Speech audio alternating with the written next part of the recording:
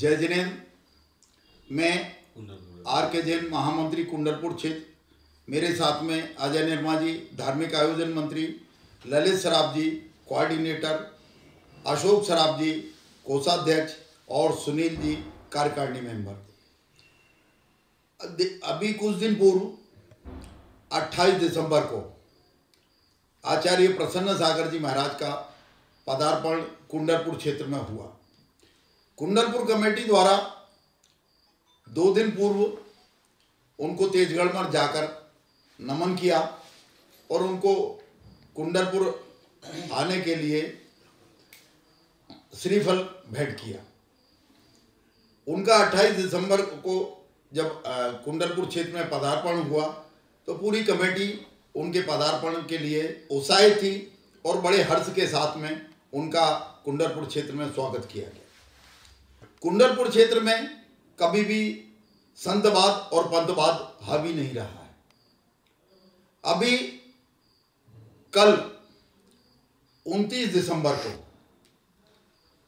एक वायरल हुआ मैसेज, अंतरमना के नाम एक शाम, बांसवाड़ा ग्रुप द्वारा भजन संध्या का कार्यक्रम 31 दिसंबर को रखने बाबत एक पंपलेट वायरल हो रहा था। यह पंपलेट है जो कल 29 दिसंबर को वायरल हुआ।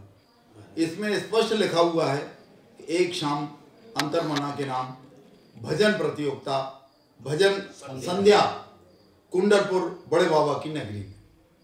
चूंकि कुंडलपुर में अनेक वर्षों से 31 दिसंबर की रात्रि में एक भजन संध्या, कवि सम्मेलन या कोई एक बृहद कार्यक्रम रखा जाता है।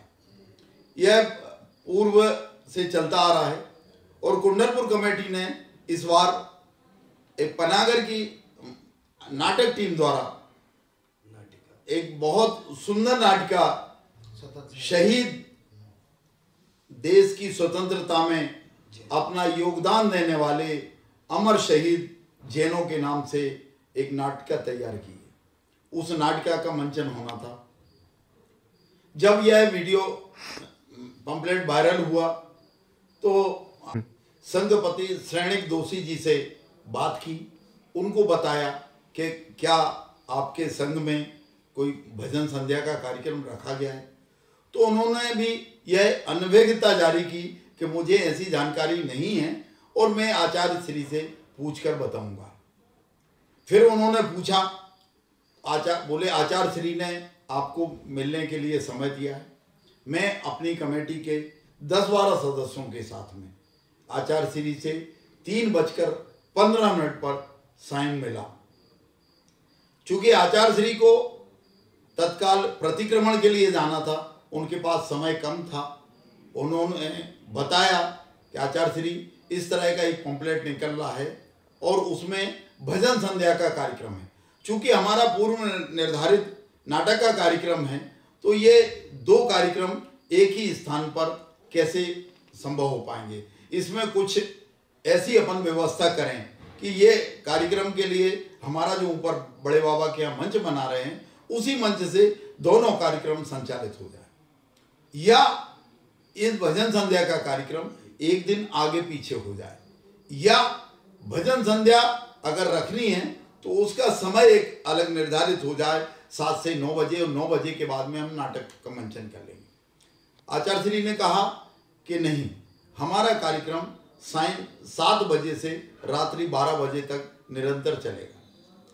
तो जब यह बात हुई तो हमारे कमेटी के जो धार्मिक आयोजन मंत्री हैं उन्होंने यह कहा कि आचार्य श्री 2 कार्यक्रम एक साथ कैसे हो पाएंगे, पब्लिक 2 जगह बढ़ जाएगी और दोनों कार्यक्रम में व्यवधान भी आ सकता है।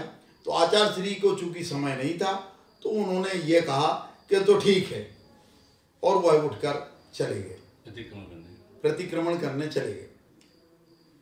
कल आज सुबह 30 तारीख को हम लोगों को यह संदेश मिला कि आचार्य श्री ने बड़े बाबा के दर्शन करने के उपरांत विहार कर दिया। तब हम लोगों को बहुत खेद हुआ कि एक साधु हमारे क्षेत्र में आया और हमसे ऐसे क्या अपराध हो गया कि उन्होंने यहाँ से बिना आहार किए हुए विहार कर दिया। चूँकि कल उनका उपवास था, हम लोग पूरी कमेटी के साथ उनसे निवेदन करने हटा में वो पहुंच गए थे। यहाँ से विहार करने के उपरांत उनकी बरखेड़ा में आहारचर्या संपन्न हुई।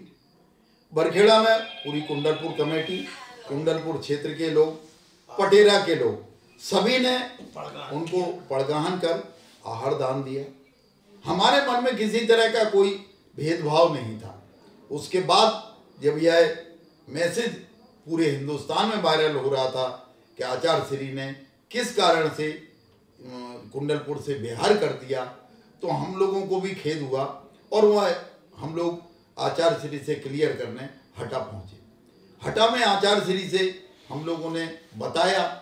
आचार्य श्री ने कहा कि आपने कार्यक्रम का यह कह दिया कि 2 कार्यक्रम एक जगह कैसे होंगे, जबकि हमारा कार्यक्रम भजन संध्या का कार्यक्रम नहीं था, वह तो केवल भक्ति थी।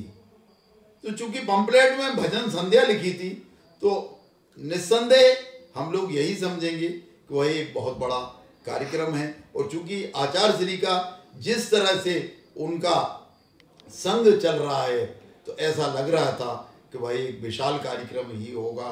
और इस विशाल कार्यक्रम के कारण से दोनों हमारे कार्यक्रम फीके पड़ जाएंगे।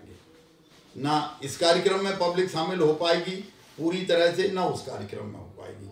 आचार्य श्री से हम लोगों ने निवेदन किया और उनसे क्षमा भी मांगी कि आचार्य श्री, अगर किसी गलतफहमी के कारण से हम लोगों से दोष हो गया है तो हमें हाथ जोड़कर क्षमा किया जाए। और कभी हमारे मन में संतवाद और पदवाद की बात नहीं थी और ना कभी रहेगी। और ना कुंडलपुर क्षेत्र में सभी संघ के सभी साधुओं का सहर्ष स्वागत है, अभिनंदन है, वंदन है। आप सब आइए और कुंडलपुर में बड़े बाबा के दर्शन करिए। और इस तरह की जो वायरल हो रहा है वीडियो, उससे कुंडलपुर कमेटी बहुत व्यथित है। और यदि जाने अनजाने में हमसे कोई अपराध हुआ है तो हम सब कमेटी के मेंबर आप सबसे क्षमा यात्रा मांगते हैं। क्षमा करें, क्षमा करें, क्षमा करें। कुंडलपुर के बड़े सागर महाराज की जय। आचार्य प्रसन्न सागर जी महाराज की जय।